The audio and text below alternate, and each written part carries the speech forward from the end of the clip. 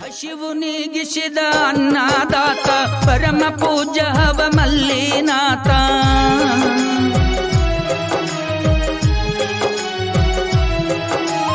ಹಸಿವು ನೀಗಿಸಿದ ಅನ್ನದಾತ ಪರಮ ಪೂಜ್ಯ ಹವ ಮಲ್ಲಿನಾಥ. ಹಸಿದು ಬಂದವರಿಗೆ ಆದರೂ ಸಾಕ್ಷಾತ್ ಭಗವಂತ.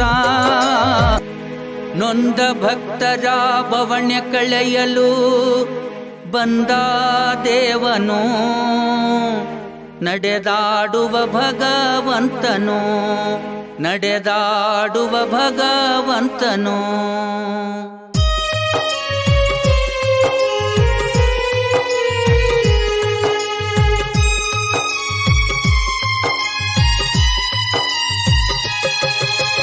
ನೊಂದ ಭಕ್ತರ ಬವಣ್ಯ ಕಳೆಯಲು ಬಂದ ದೇವನು, ನಡೆದಾಡುವ ಭಗವಂತನು, ನಡೆದಾಡುವ ಭಗವಂತನು.